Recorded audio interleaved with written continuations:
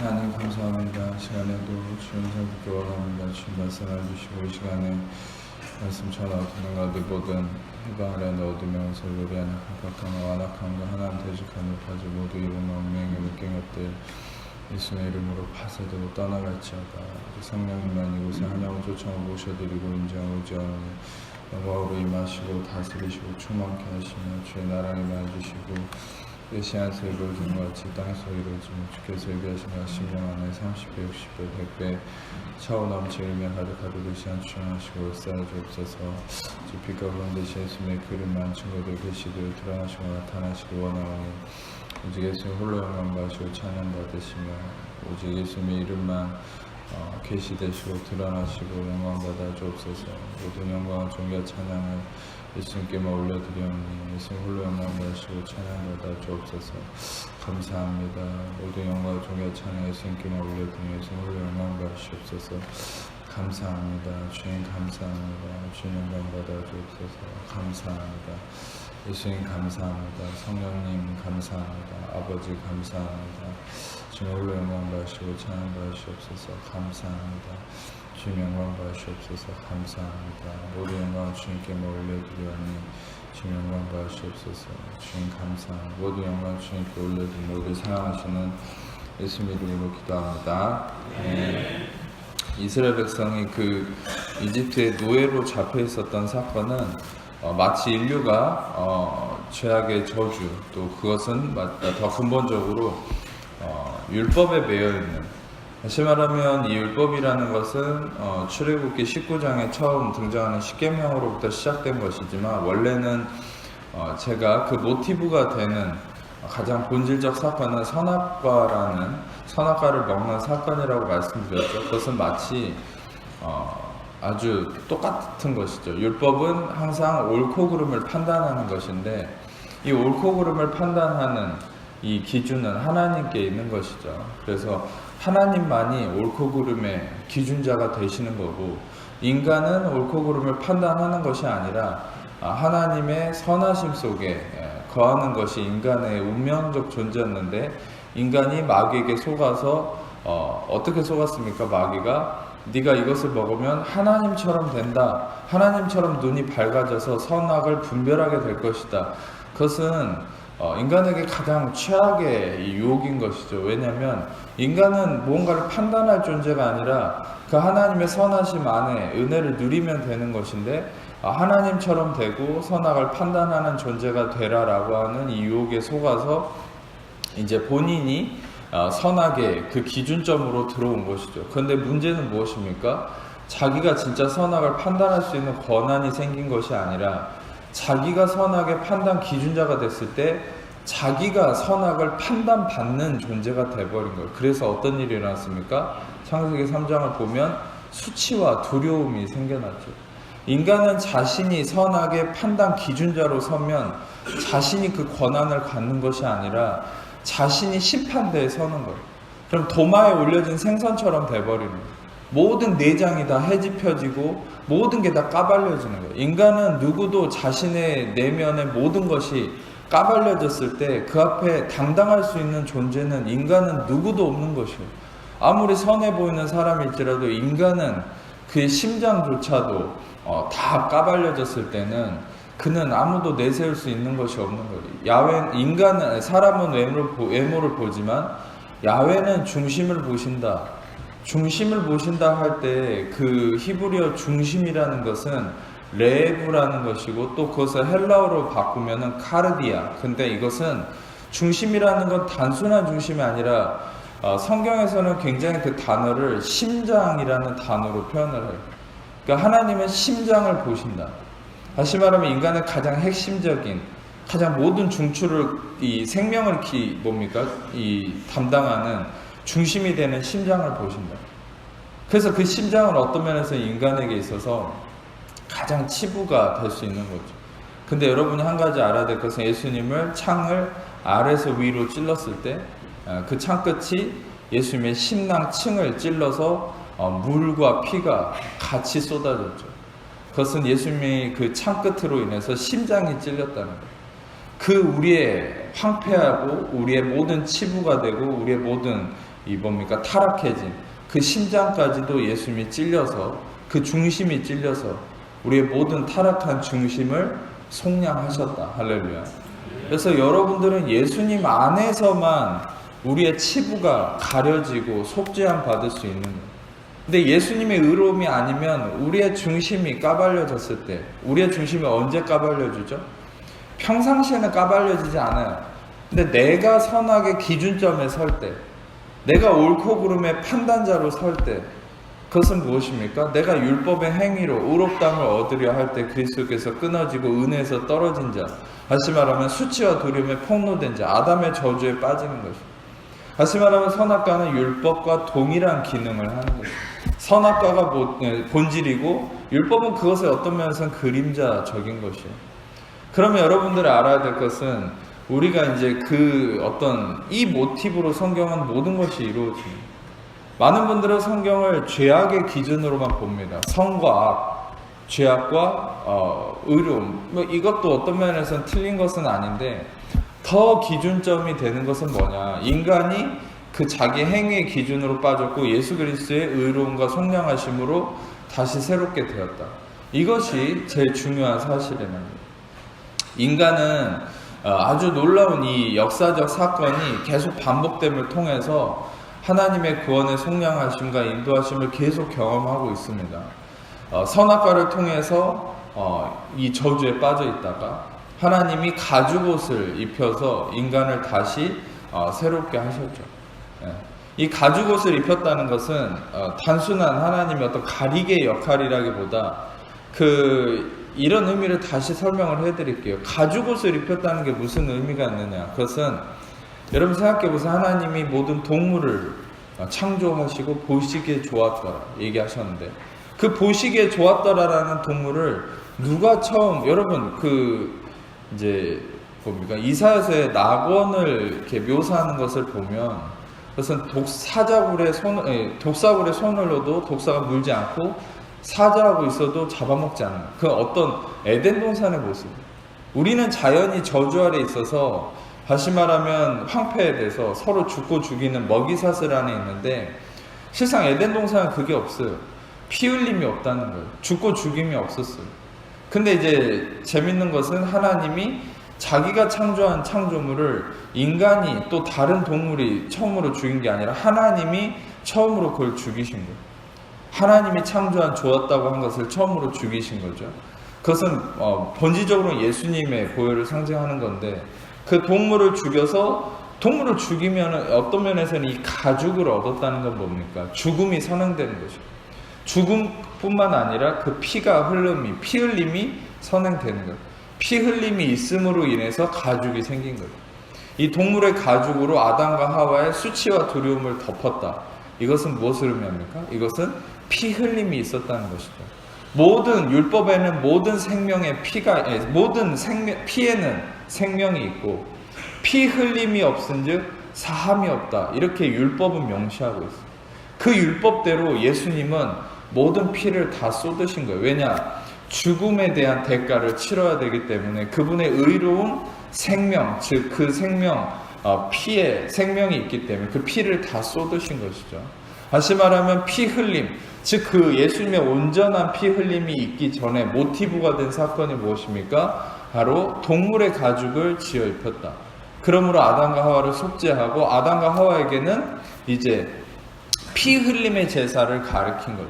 창세기 4장을 바로 이어서 보면 그것에 대한 더 명시하는, 마치 부가 설명을 하듯한 사건이 나옵니다. 가인과 아벨.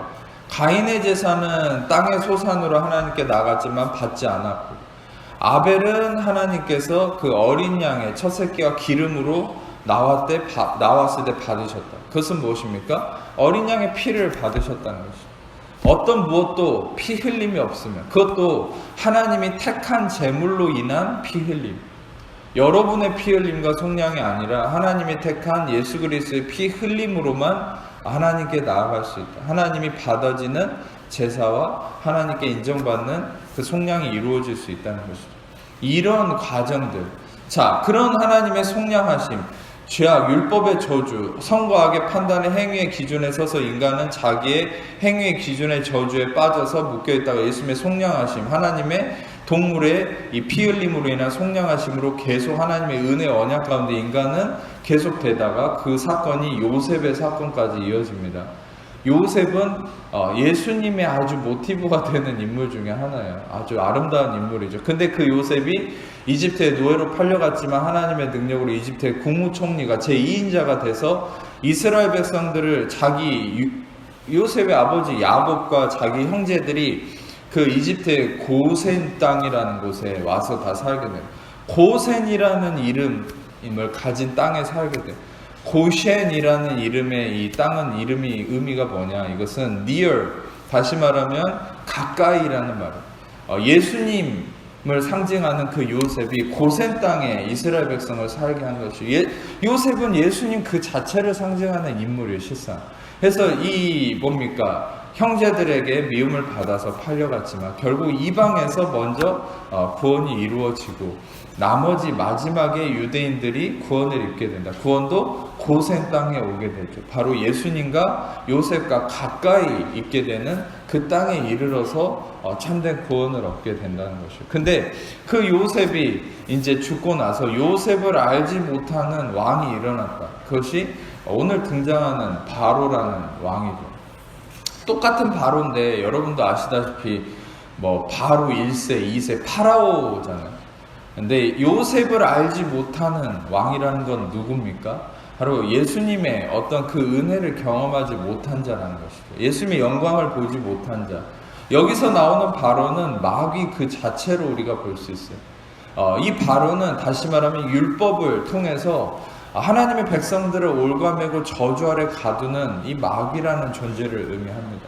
여러분이 알아야 될 것 중에 하나는 고린도전서 15장 56절은 명확하게 얘기하죠. 사망이 쏘는 것은 죄요. 죄의 권능은 율법이다. 여러분, 이것은 시적으로 표현했지만 죄가 사망을 일으키고 이 죄의 권능은 율법이다. 다시 말하면 죄는 율법을 통해서 힘을 얻는다는 거예요. 로마서 6장 14절의 말씀처럼 죄가 너희를 주장하지 못하리니 이는 너희가 법 아래 있지 않고 은혜 아래 있습니다. 우리가 은혜 아래 있을 때 죄가 우리를 다스리지 못하고 반대로 우리가 율법 아래 매이면 죄가 힘을 얻는다는 거예요. 여러분이 알아야 될 것은 죄는 율법과 맞닿아 있어요. 로마서는 분명히 이렇게 표현하고 있어요. 정욕으로 말미암는 죄, 율법으로 말미암는 정욕. 제가 잘못 얘기했습니다. 율법으로 말미암는 정욕. 다시 말하면 우리는 항상 정욕이라는 어떤 이 죄의 요소가 그냥 어떤 인간의 육신 스스로가 발현하는 것이라고 생각할 수 있는데 성경은 명확하게 얘기하고 있어요. 율법으로 말미암는다고. 로마서 7장에서도 명확하게 바울은 그것을 세세하게 표현하고 있죠. 나는 공고한 자인데 내가 계명을 알지 못했을 때는 괜찮았는데 계명을 깨닫는 순간 나는 죽어버렸다, 이렇게 표현합니다. 내 육신은 살아나고 내 안에 죄는 살아나고 나는 죽어버렸다, 이렇게 표현하고 있어요.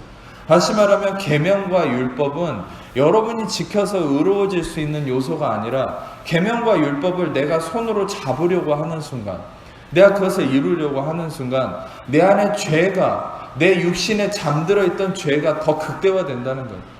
여러분들의 영은 그런즉 그리스도 안에 있으면 새로운 피조물, 이전 것은 지나갔으니 보라 새 것이 되었다. 고린도후서 5장 17절 말씀처럼 여러분의 영은 그리스도의 속량하심으로 여러분이 택한 자라면 거듭남으로 말미암아 여러분의 영은 이미 새로운 피조물이 됐고 여러분이 이미 죄산받은 존재가 됐어요. 아멘. 로마서에서 분명히 뭐라 얘기하냐면 우리 영에는 성령이 거하시고 우리의 육체는 사례는 사르스에는 죄가 오이케오 살고 있다라고 얘기해요. 내 육체는 죄가 살고 있어요.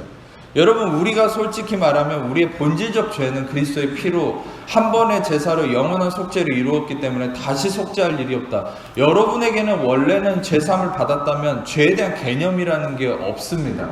이게 원래는 신학적으로 정확합니다. 여러분에게는 원래 죄라는 개념이 택함받고 거듭난 자라면, 안 한 게나 거듭난 자가 되었다면 여러분들은 죄가 없어진 거예요. 그러나 거듭나지 않았다면 죄가 있는 거기 때문에 죄 고백에 대한, 죄 사함의 회개의 역사가 있어야 되는데 거듭났고 이미 제사함 받은 자가 되었다면, 구원의 확신이 있는 분이라면 여러분에게는 더 이상 죄라는 개념이 없어요. 다시 표현하면 여러분 죄라는 개념이 아니라 여러분들을 통해서 정욕이나 어떤 미움이나 잘못된 삶의 표현이 나온다는 것은 그것은 육신의 어떤 결과물이고 육체의 어떤 현상일 뿐인 거예요. 아멘. 이것을 정확하게 신학적으로 잘 아셔야 돼요. 잘못된 교리나 신학의 교수를 통해서, 많은 잘못된 설교자들을 통해 여러분이 알고 있는 그분이 잘못된 얘기를 하는 거예요. 그 사람이 잘못됐다는 게 아니라 그 입에서 나오는 잘못된 신학과 교리가 잘못됐다는 거예요. 뭐냐면 여러분들은 계속 설명을 했지만 무슨 죄라는 걸 원죄와 자범죄 이딴 걸로 나눠가지고 이상하게 표현을 하는데, 성경에는 원죄나 자범죄라는 그런 말은 없습니다. 죄는 죄예요. 물론 여러분 sin과 sins라는 단수 복수로 표현하기는 합니다. 근데 그것을 명확하게 신학적으로 성경의 근거 안에서 정리하면 sin이라고 하는 단수로 표현되는 대표적인 죄라는 것은 아담의 어떤 저주로부터 흐르는 우리의 근본적 죄를 의미하는 건데, 이것은 예수님의 속죄하심으로 완전히 영원히 once and for all 핫팍스 완전히 영원히 속죄가 일어났기 때문에 한 번 거듭난 자는 영원히 의인됐고 이 sin이 없는 겁니다. 아멘. 근데 sins라는 이 복수로 표현되는 죄들이라고 표현되는 건 뭡니까? 이거는 근본적 여러분의 신분을 결정짓는 죄가 아니라, 이것은 무엇을 의미하냐? 이것은 아까도 표현했듯이 육신의 결과예요. 영은 여러분의 본질 자체는 완전히 새로운 피조물이 되었는데 여러분의 육신에는 죄가 거하고 있기 때문에, 로마서 7장에 바울이 얘기한 것처럼 나는 공고한 자고 이 육신이 율법과 계명으로 말미암아 수시로 흘러나온다는 것이에요. 네. 그러니까 여러분, 수시로 흘러나오는 육신의 결과물들을 우리는 은혜로만이 다스릴 수 있다. 그리고 우리는 예수님이 우리를 부르실 때에 그때 마지막 선물을 얻게 된다. 그게 바로 완전케 된 우리의 육신. 그 전에는 우리 육신은 구원을 이루어 간다라고 성경은 표현하고 있어요. 구원을 이루어 간다라고 해서 여러분이 구원이 미완성된 것이 아니에요. 전에도 표현했듯이 여러분이 천국에 갈 때는, 죽고 나서 천국에 갈 때는 여러분의 이성과 육신을 가지고 천국에 가는 것이 아니죠. 여러분이 천국에 갈 때는 여러분의 영이 천국에 가는 겁니다. 아멘. 근데 여러분이 알아야 될 것은 천국만이 아니라 지옥도, 예수 믿지 못하고 죽어버린 사람도 지옥도 영이 가는 거예요. 우리의 영이 천국에 가는 거예요. 그럼 우리의 영이 1차적으로 그리스도의 피로 완전히 속죄함 받았기 때문에 여러분들은 반드시 천국에 갑니다. 근데 여러분이 이 땅을 살아갈 때 혼과 육은 이 땅을 살아갈 때 함께 하기 때문에 이 땅에서는 혼과 육의 구원을 이루어 가는 것이죠. 이것을 전문용어로 sanctification, 이것이 성화라는 것. 성화라는 것은 그래서 내 행위로 이루어 나갈 수 없는 거예요. 전에도 디도서 2장의 말씀을 얘기했듯이 은혜가 너희를 가르치고 양육함으로 너희를 의로운 행위에 이르게 한다라고 표현합니다. 로마서 6장 14절에 분명히 얘기한 것처럼 죄가 우리를 주장하지 못하는 순간은 은혜가 우리를 지배할 때라고 얘기했고, 갈라디아서 5장과 6장은 분명히 명시하고 있어요. 그것은 뭐냐? 5장에서 명시하는 바는 너희가 성령의 인도하시는 바가 되면 율법 아래 있지 않는다고 얘기했어요.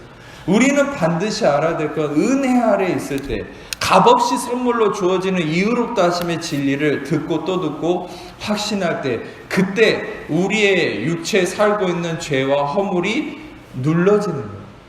이거를 여러분 솔직히 완전히 신학적으로는 완전히 없앨 수는 없는 거예요.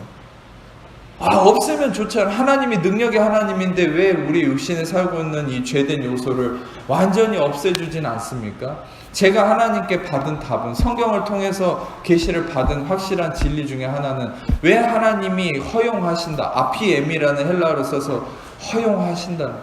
왜 허용하십니까? 그것은 우리가 온전히 주님만을 의지하는 삶을 이 땅에 살게 하시기 위해서 그런 연약함을 허용하신다는 거죠. 그렇다고 해서 지금 여러분의 어떤 고난이나 문제를 허용하셨다고 생각하지 마세요. 그것은 해결받을 수 있고 이미 십자가에서 해결된 문제입니다. 아멘. 근데 제가 표현하는 부분은 우리 인간적 연약함, 육신적 연약함.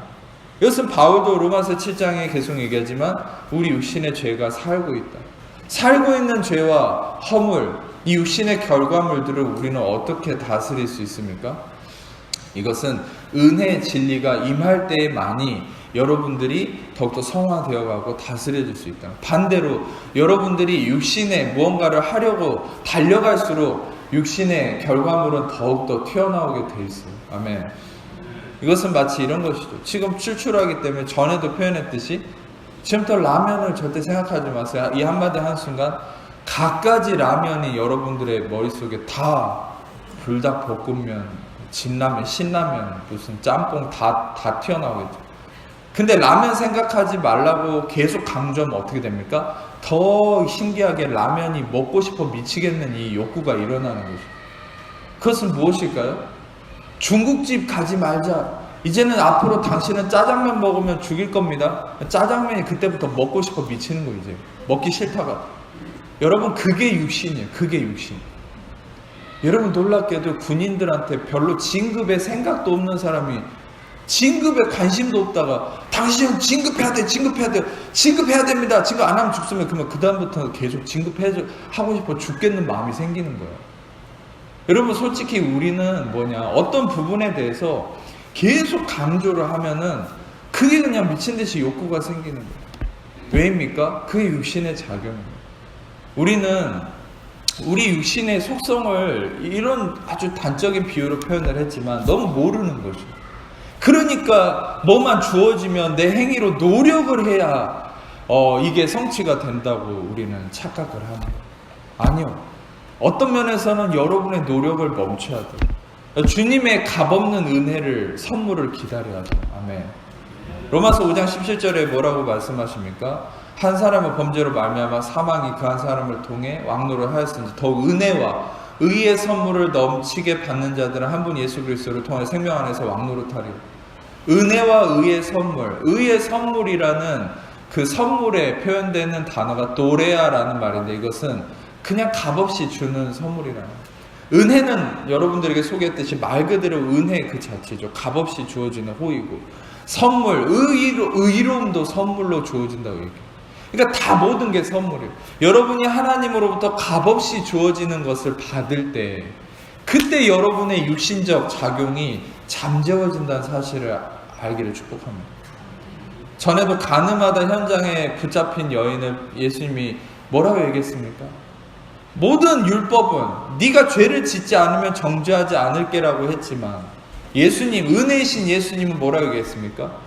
나는 너를 정죄하지 않겠으니 죄를 짓지 말라. 이 말은 뭐예요?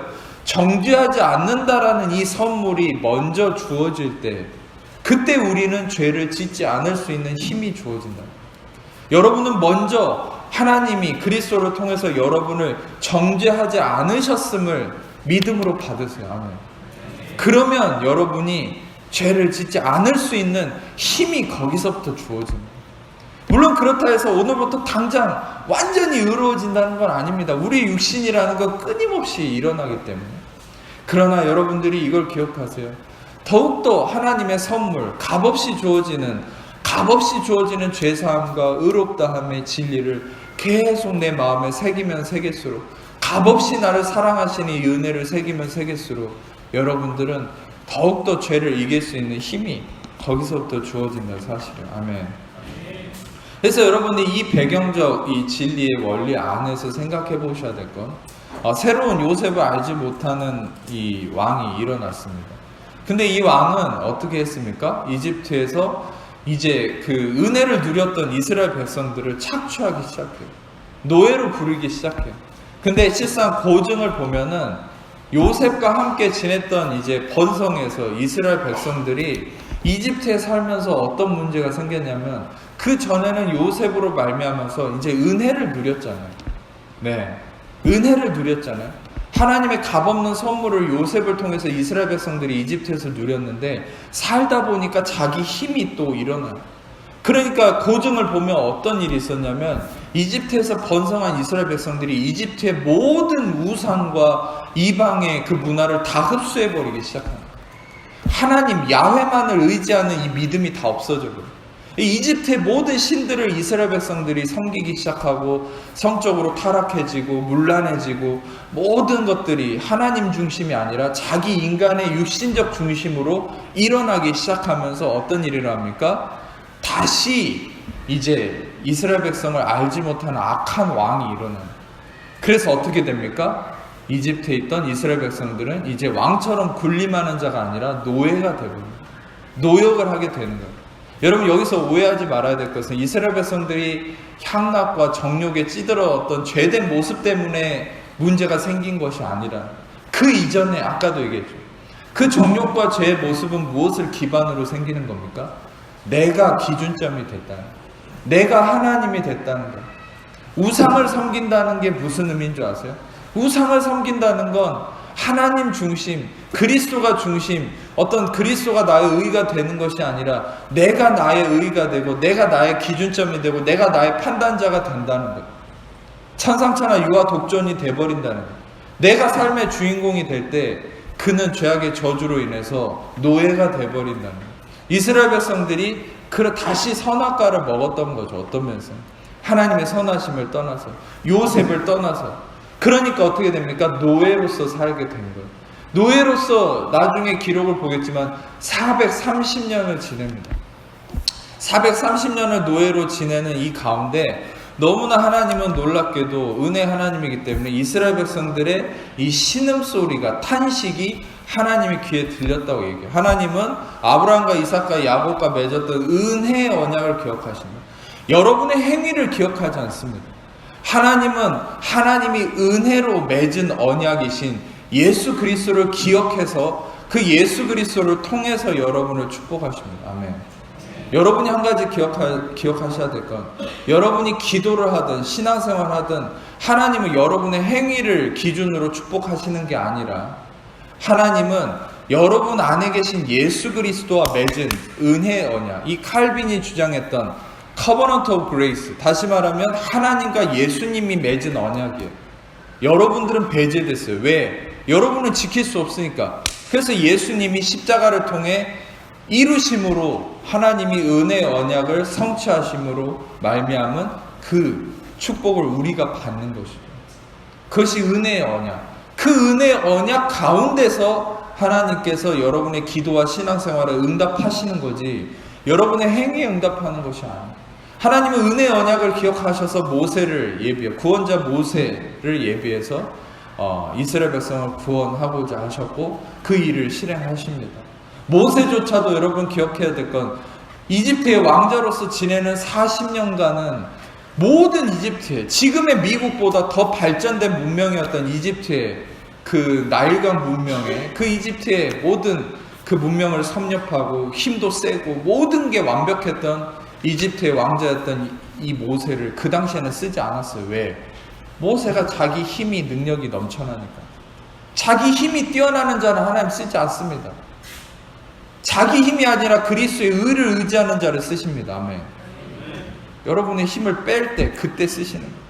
여러분 모세가 힘이 넘치고 자기가 똑똑할 때는 이스라엘 백성을 구원하겠다고 감독관을 죽여버렸어요. 자기 힘. 그래서 어떻게 됐습니까? 쫓기는 도망자가 됐어요. 그때는 구원을 이룰 수 없었어요. 근데 나머지 40년 동안 뭐를 했냐? 광야에서 아침에 땡 치면은 해가 뜨면은 시계도 없죠. 해가 뜨면 양들 데리고 나가요. 하루 종일 양들하고 매매거리는 양들하고 놀아요. 뭐하고 놀겠습니까? 저는 예전에 이런 얘기를 하신 분 얘기를 들었는데, 설교자. 그 모세도 정말 생명의 위기에 있었다고. 왜? 심심해서 죽을 뻔했다고. 다시 말하면 여러분, 사람도 심심하면 죽을 수도 있어요. 모세는 40년간 매일 생명의 위기를 벗어났죠. 정말 지루하고 심심한 그 40년을. 근데 그 광야에서 양들과, 오로지 양들과만 지냈던 그 지루한 시절, 그 시절이 뭡니까? 그 시절이 자기의 힘이 다 빠지는 시간이에요. 완전히 죽어버린 거예요. 그래서 80세 될 때 하나님 불렀어요. 떨기나무. 떨기나무에 불러서 한다는 소리가 너는 이제 이집트에서 이스라엘 백성 구원하라. 심심해서 죽을 뻔한 이 사람 아무것도 없고 이제는 예전에 알던 것도 다 잊어먹었어요. 힘도 다 빠졌어요. 80세. 여러분 근데 하나님 그때 부르십니다.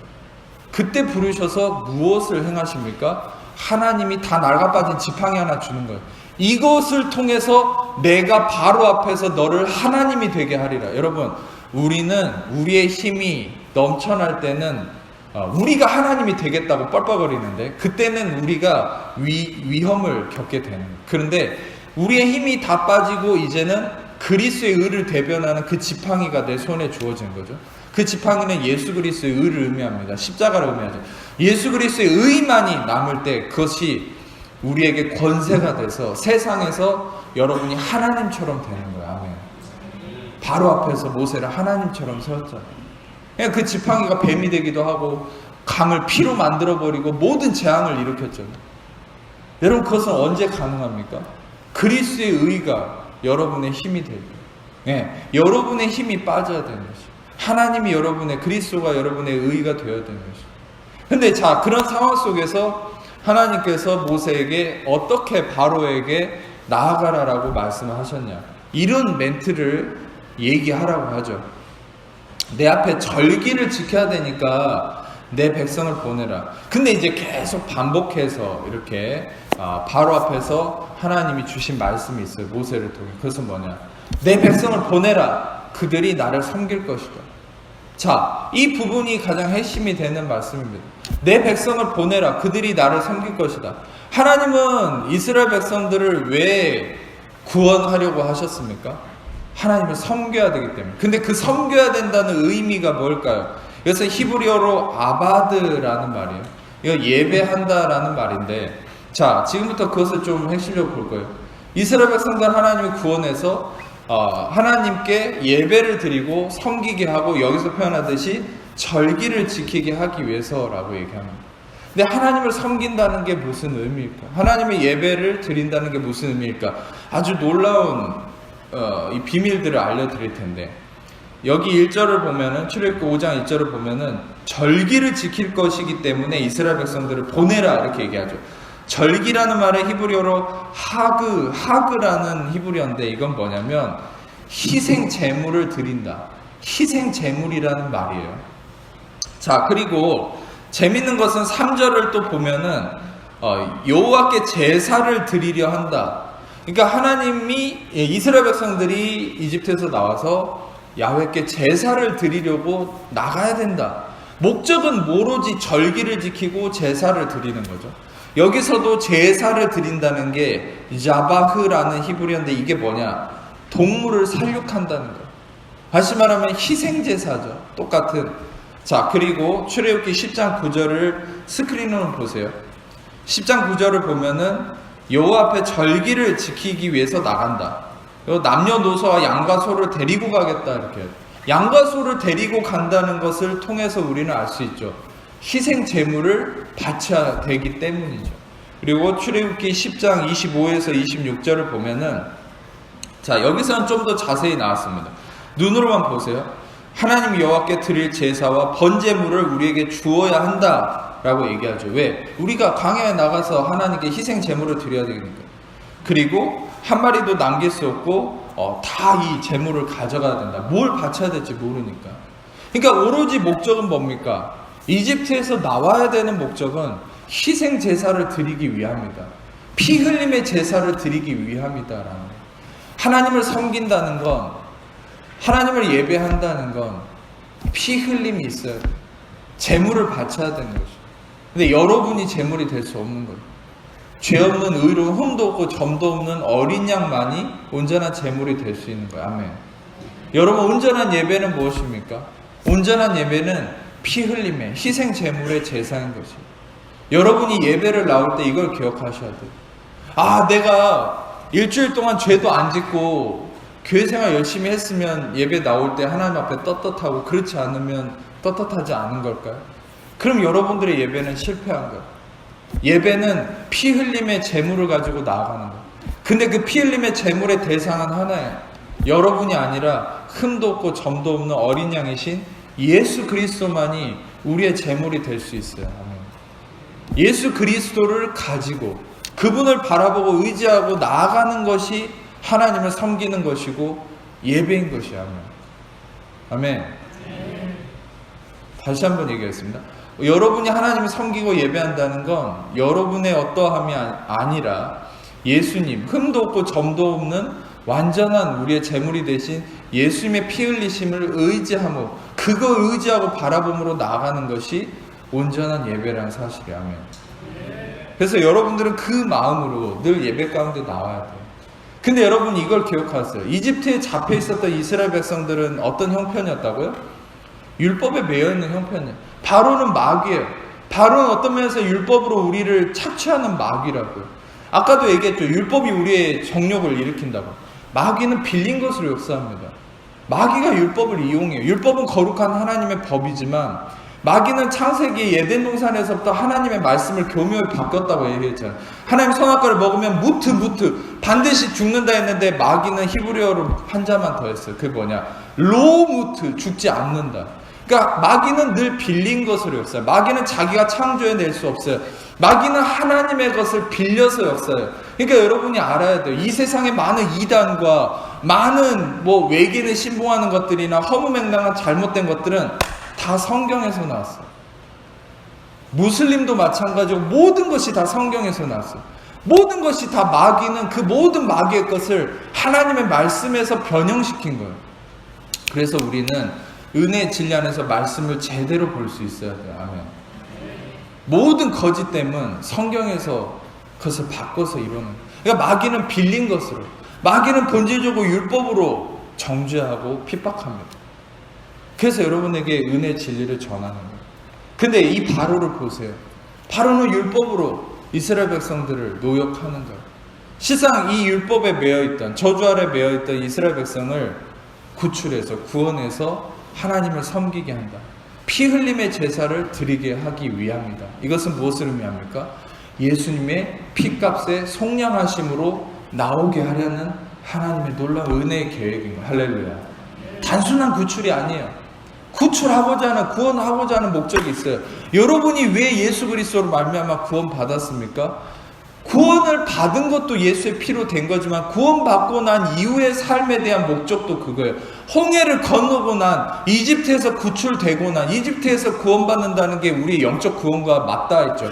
이집트에서 여러분 구원받고 홍해에서 구원받고 여러분이 구원받고 속량함을 받는 목적도 무엇입니까? 매일의 삶 속에서 이 피 흘림의 속량하심을, 예수님의 속죄하심을 누리게 하시려는, 그 예수님의 피 흘림을 통한 하나님과의 친밀한 은혜의 관계를 누리게 하고자 하시는 하나님의 거룩한 뜻이라는 거예요. 아멘.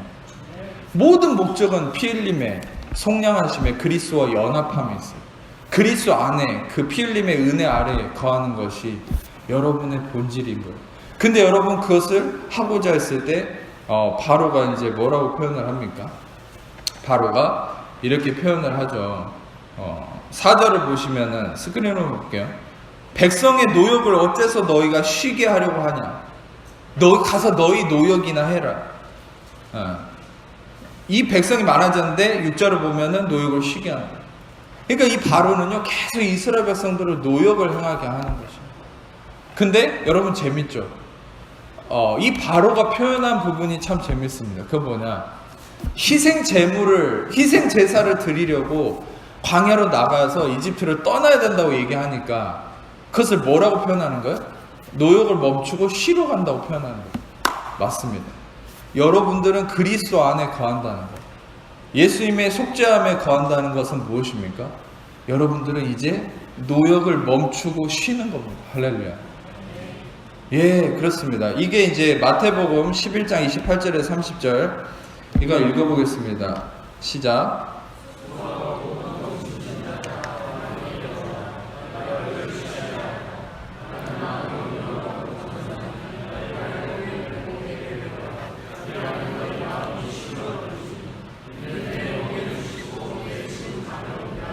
예, 예수님께서 말씀하셨듯이 우리는 이 멍에, 율법으로 대변되는 이 멍에에서 벗어나서 은혜로 말미암아 참된 우리에게 쉼과 안식을 주시는 예수 그리스도 안으로 들어가는 것. 그게 바로 희생 제사를 드리는, 하나님을 섬기는, 예배하는 삶이라. 여러분 본질적으로 알아야 될 것은 예배는 노동이 아니에요. 예배는 뭔가 일이 아니에요. 예배는 여러분이 진짜 참된 여러분의 혼의 쉼을 누리는 거예요. 할렐루야. 세상에서는 이렇게 저렇게 여러분을 채찍질하고 노역을 하고 여러분이 힘들게 살았지만 이 예배에 와서는 이 은혜 말씀을 통해서 여러분이 쉼을 누리는 거예요. 다 내려놓고 그리스도가 이루셨다. 그리스도가 승리하셨다. 이 싸움은 너희의 싸움이 아니라 하나님이 싸우신다. 할렐루야. 너가 싸울 싸움이 아니다. 하나님이 싸우신다. 예, 그렇습니다. 여러분이 싸울 싸움이 아니에요. 여러분의 문제가 아니에요. 여러분이 할 일이 아니에요. 그리스도가 다 이루셨어요. 다 승리하셨어요. 여러분이 싸우려고 하면 패배합니다. 그럼 하나님이 이루신 걸 믿으면 그 승리가 우리 것이 되는 것이요. 아멘. 골로새서 2장 14절의 말씀처럼 우리를 거스르고 불리하게 한 법정으로 쓴 증서를 지으시고 제하시고 십자가에 못 박사 통치자들과 권세들을 무력화하고 드러내어 구경거리로 삼으시고 십자가로 그들을 이기셨느니라. 십자가로 이기신 예수님의 승리가 이미 여러분 것이에요. 아멘. 여러분 그 승리를 믿고 안식하셔야 돼요. 예배는 안식하는 거예요. 그러니까 쉬는 거예요. 근데 마귀는 이 바로처럼 뭐라고 얘기하는 거예요? 희생제사, 즉 희생을 이루신 예수의 피를 의지하고 그것을 나의 의로 삼으려고 하면 마귀는 그때마다 여러분을 뭐라고 속입니까? 아니야, 쉬지 마, 일해야지. 왜 노역을 멈추려고 하니? 이 바로처럼 마귀는 계속 율법으로 정죄하는 거예요. 예, 결국 어떻게 됐습니까? 결국 그 마귀는 심판을 받고 구원을, 이스라엘 백성 하나님 자녀들은 구원을 얻었던 거예요. 아멘. 우리는 참된 희생제물이 되신 예수 그리스도를 통해서 참된 안식에 나아가는 거예요. 요한일서 4장 10절 같이 읽겠습니다. 시작.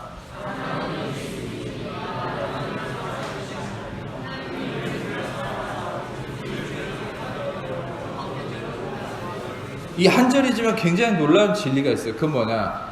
사랑은 여기 있어요. 우리가 하나님 사랑한 것이 아니다. 원래 신명기 6장의 율법의 최고의 강령은 우리가 마음과 뜻과 힘을 다해 하나님을 사랑해야 된다. 율법이에요, 이건. 우리의 힘을 다해서 사랑해야 된다는 게 얼마나 노역입니까? 실상. 우리는 매 순간 하나님 사랑하는 걸 실패하는데요. 근데 여러분 보세요. 진리는 하나님이 우리를 사랑하사 화목제물로 그 아들을 주셨다. 여러분, 화목제물로, 희생제물로 그 아들이, 독생자 예수님이 우리를 위해 피 흘려 죽으심이 우리 안에 임할 때 우리에게는 어떤 안식이 주어집니까? 우리가 하나님을 사랑하려고 노력하는 이 노역이 아니라, 율법이 아니라 이제는 하나님이 우리를 사랑한다는 이 진리 안에서 안식할 수 있다는 거 아니에요.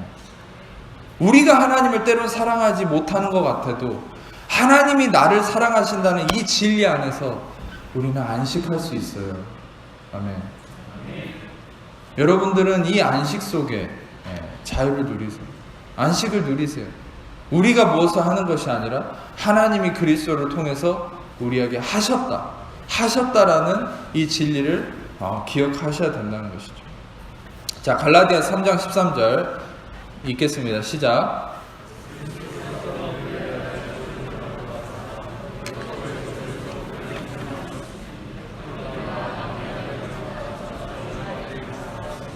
그리스도께서 저주를 받으셔서 여러분들은 율법의 저주에서 속량받았다. 이것은 무엇입니까? 더 이상 여러분들은 바로 아래에 있는 노예가 아니라는 거예요. 여러분 더 이상 율법 아래에 있는 노예가 아니라는 거예요. 여러분들의 희생제사, 예수 그리스도의 은혜의 복음, 그 진리 안에 거하기 위해서 부름받은 하나님의 자녀가 바로 여러분입니다. 아멘. 여러분 노예처럼 살지 않아야 돼요. 그게 마귀가 바로가 끝까지 속이는 바인데 그것은 이미 바로는 홍해 수장 당했어요. 이미 저주받고 끝났어요. 마귀는 이미 패배했어요. 아멘. 예수님은 승리하셨어요. 아멘. 그 승리하신 예수님 여러분 안에 있어요. 여러분 더 이상 분주하거나 우울해하거나 슬퍼할 필요가 없는 것이에요. 왜냐하면 승리가 여러분 안에 있기 때문에. 여러분이 그것을 이기려고 골리앗을 무찌르려고 난리칠 필요가 없는 것이에요. 왜? 다윗으로 대변되는 예수님이 이미 골리앗을, 이 마귀를 쓰러뜨리고 그의 머리를 골고다에 묻고 짓밟고 그의 피로 승리하셨기 때문에. 아멘. 그분은 살아나셨고 이미 그 영광을 여러분 안에 이루셨습니다. 아멘. 근데 이 말씀이 이제 하나가 더 있는데 출애굽기 14장 10절에서 14절인데 스크린으로만 좀 띄워주세요. 근데 이제 우리는 그런 승리를 맛본 자로서 매번 아까 처음에 설명했듯이 옛사람이 자꾸 살아나잖아요. 근데 여러분 이제 이것만 짧게 설명하고 마치겠습니다. 이스라엘 백성들이 홍해 앞에 나왔어요. 그 홍해 앞에 나오기까지는 10가지의 엄청난 상상할 수 없는 재앙이 임해서 하나님이 우리 편이구나. 이집트의 모든 그 거대한 문명이 다 쑥대밭이 돼버렸죠. 그 10가지 재앙은 무엇을 상징한 줄 아세요? 이집트의 신들이에요. 그거는 뭐 피가 되고 파리가 날고 메뚜기 떼가 나오고 이게 다 이집트의 신들을 상징하는 거예요. 그 신들이 저주받는 것을 표현한 거예요. 하나님 앞에 설 수 있는 어떤 신도 없다는 거예요. 할렐루야. 엘로힘만이 전능자라는 거죠. 하나님이 그들을 심판하셨죠. 그래서 하나님이 함께하는 여러분은 누구도 해할 수 없다는 사실이에요. 아멘. 근데 그런 놀라운 심판을 하나님이 함께하심을 경험하고 홍해 앞에 나왔는데 이스라엘 백성들이 얼마나 감격이 있었겠어요. 우와, 하나님이 우리와 함께 하신다. 여러분, 이 중에 한 가지 재앙만 우리와 함께 해도 우리는 너무나 자신감이 넘쳤을 거예요. 근데 이집트의 군사들이 모든 군대를 다 끌고 바로 뒤에까지 쫓아왔어요. 바로 화가 나가지고 이제. 그러니까는 하나님이 또 그 군대를 딱 막아놨죠. 흑암이 있게 해서. 근데 또 그 군대를 보니까 이스라엘 백성은 두려워진 거예요. 예. 방금 전까지 하나님의 역사를 경험했는데 눈으로 또 그 문제를 보니까 두려워지는 거예요. 그러니까 두려워서 무슨 얘기를 합니까? 출애굽기 14장 12절을 보면은 이제 이스라엘 백성들이 이런 안타까운 얘기를 하는 거예요. 뭐라고 얘기합니까? 스크린으로만 보세요. 우리가 애굽 사람을 섬길 것이다. 왜 여기까지 끌어내서 우리를 이렇게 죽이려고 하냐? 우리는 다시 가서 애굽 사람을 섬길 거다. 이런 얘기를 하고 있는 거예요. 얼마나 안타깝습니까? 하나님이 놀라운 기적으로 구원을 행하시고 일을 했는데 다시 노예로 돌아가겠다는 거예요. 이게 여러분 전에도 표현했듯이 갈라디아 교회의 모습과 똑같은 거죠. 영으로 시작했다가 성령으로 시작했다가 육체로 마치려고 하는 거예요. 상황과 환경에 육신의 작용으로 인해서 날마다 다시 율법으로 돌아가려고 하는 거예요. 은혜를 경험했다가 다시 은혜의 말씀을 보고서는 다시 또 다른 나의 행위로 돌아가려고 하는 거죠. 그러면서 뭐라고 얘기합니까? 애굽 사람을 섬기는 것이 광야에서 죽는 것보다 낫다. 와, 이런 말을 여러분이 이렇게 말할 수 있습니까? 어떤 면에서 여러분이 더 훌륭한 분이에요. 할렐루야. 여러분도 이렇게 할 수 없겠죠. 10가지 재앙을 하나님 행하셨는데 이집트 군대가 뒤에 쫓아왔다 해서 애굽 사람을 다시 섬기겠다. 어떻게 이런 말을 할 수 있습니까? 이만큼 인간은 완악한 거예요. 이만큼 우리에게는 매 순간 은혜가 필요한 거예요. 다시 율법으로 돌아가려고 하는 이 인간의 육신의 속성을 보세요. 그런데 모세가 뭐라고 합니까? 13절에 너희는 두려워하지 말고 가만히 서서. 자, 여기서 힌트가 있습니다. 가만히 서서. 14절도 보면은 야훼께서 너희를 위해서 싸우시리니 너희는 가만히 있어. 가만히 서 있어라. 가만히 있어라 좀. 가만히 있어. 너가 하려고 하지 말고 가만히 좀 있어.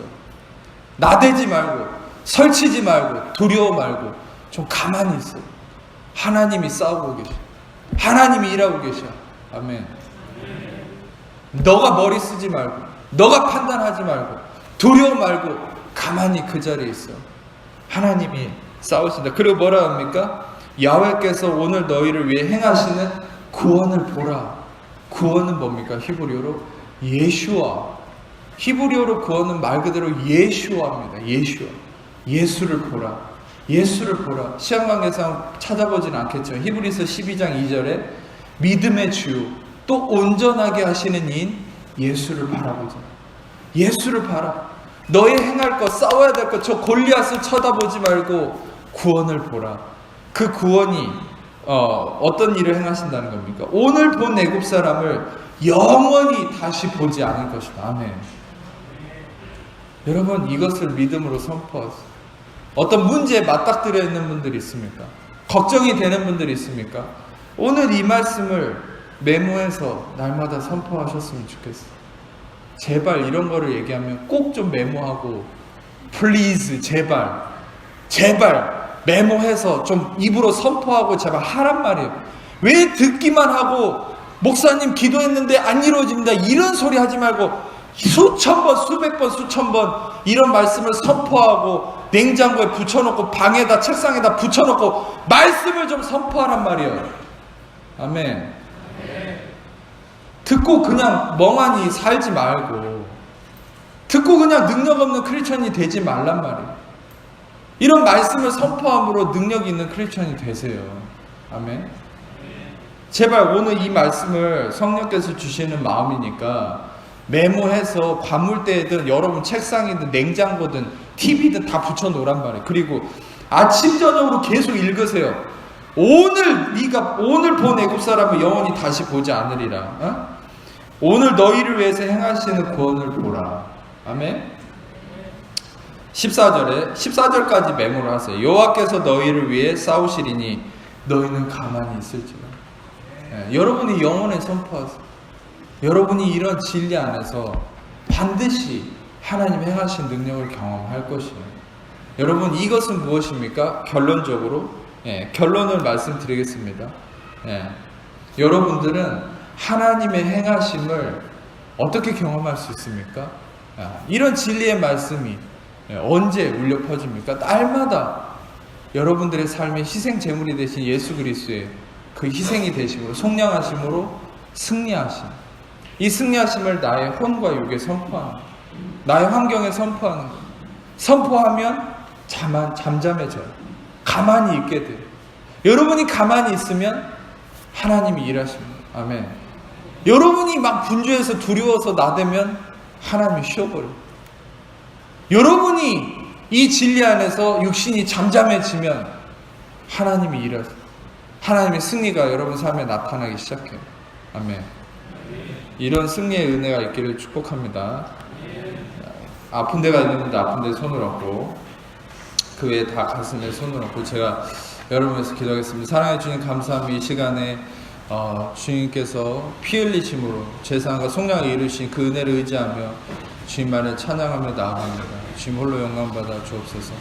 이 시간에 죽으시고 부활하신 예수님의 이름으로, 예수님 명하노니 하나님 자녀를 묻고 있는 모든 염려, 의심, 불안, 조절, 두려움, 삶의 문제, 질병, 고통, 마귀, 엉맹인과 묶임과 저주, 악함들 예수님의 이름으로 떠나갈지어다. 자유케 될지어. 머리끝 발까지 예수의 피를 덮습니다. 예수의 피를 덮습니다. 주의 영광으로 임하시옵소서. 모든 신경, 세포, 혈액의 문제 예수의 이름으로 온전케 될지어다. 온전케 되었으면 선포합니다. 신경계의 문제 예수의 이름으로 온전케 될지어다. 온전케 되었으면 선포합니다. 허리의 문제 예수의 이름으로 온전케 될지어다. 온전케 되었으면 선포합니다. 발목의 문제 예수의 이름으로 온전케 될지어다. 온전케 되었으면 선포합니다. 발가락의 무좀의 모든 문제들 예수의 이름으로 온전케 될지어다. 온전케 되었으면 선포합니다.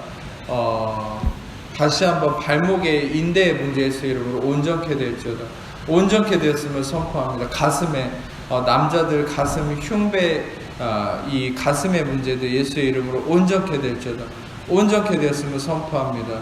주님 감사합니다. 주님 영광 받아 주옵소서. 목의 모든 문제들 목의 뼈의 문제 예수의 이름으로 온전케 될지어다. 온전케 되었으면 선포합니다. 주님 감사합니다.